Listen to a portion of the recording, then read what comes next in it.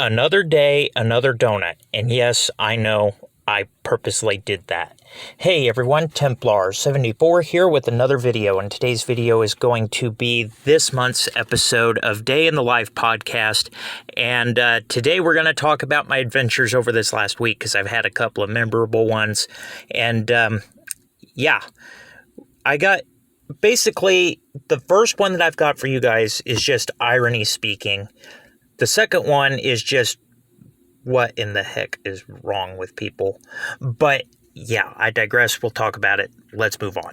So first one I want to talk to you guys about happened Monday of last week. And I know I mentioned this in a previous video, but when I was going through college, I paid myself through college by driving a school bus. So there are some things where I'm really lenient on, but school bus violations aren't one of them. This one in particular just kind of stuck out at me because it's not the typical stop arm runner, which you get those all the time. This one was a little bit different.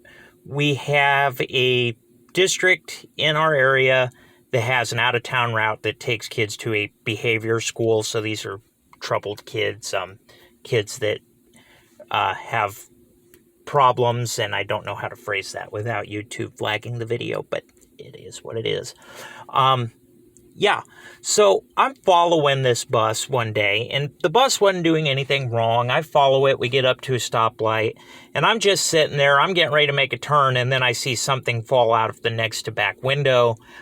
I immediately hit my hazards. I got out and I went and looked at what it was before I moved, and I picked it up out of the street, brought it back into my truck, and then I proceeded to follow that bus and get it stopped.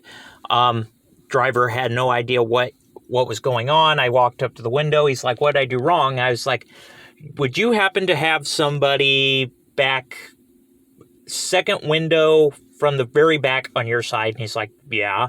It's like, I need to speak to that person. And so he radios in, he gets stopped. I follow him over to an area. I get on the bus, and driver's still confused as to what happened. I was like, now my issue isn't with you at all. I was like, I would just like you to know that this came out that back window. And the bus driver just kind of looked at me with a mouth agape. He's like, "Oh my God." I had a 6-inch long Bowie knife that had serrations on another end of it, or on the very tip of it.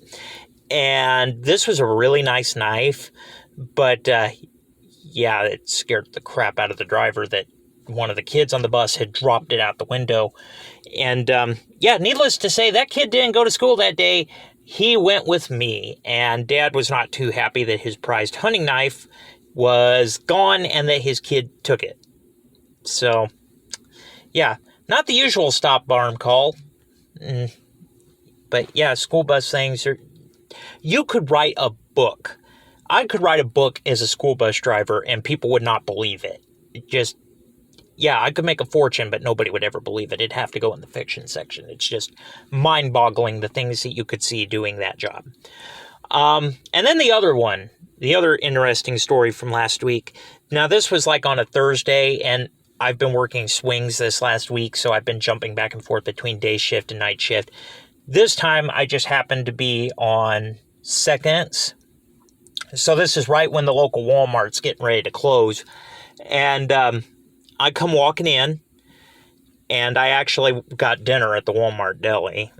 I'm not a big fan of the Walmart deli food, by the way, so I do not recommend it. 0 stars out of 5, but it is what it is. When you're broke and you're hungry, you'll take just about anything you can get.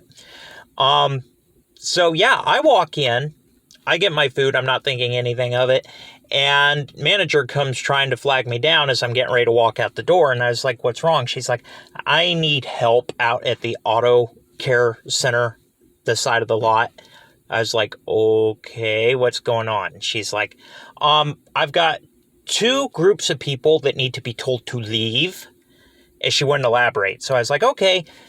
I get back out to my vehicle, I put my food down, I follow her over to the other side of the building. And the first thing that I saw were 2 homeless people proceeding to have passionate relations on the sidewalk. I was like, oh God, it's going to be one of those days. And so no sooner do I get out and I address them, I get everything taken care of with them. I tell them that they got to leave after they put some clothes on. And these two are leaving. I turn my attention back over to a semi-truck. Now I'm sitting there thinking, okay, I understand why they want them to leave because it's a no parking zone and they're not delivering anything. But you can see the front of the bus or the front of the truck shaking. And I'm sitting there like, oh God, what am I in for? And this truck had oversized load on the front of it and on the back on the trailer. He didn't have oversized load, so that was another thing that we needed to address as soon as I talked to whoever was driving it. Although at this point, I wasn't entirely sure that I wanted to know what was going on.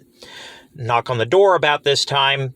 My sergeant shows up, and he's sitting there on the other side of the door. Finally, the noise stops in the truck, and we see a head poke out of the window, and he's like, can I help you? I was like, yeah, we need to have a talk with you.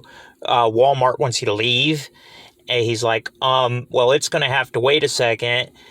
But before we could say anything, driver's side door of the cab, or driver's side cab door goes wide open, and there goes a petite lady, for lack of better words, streaking across the parking lot.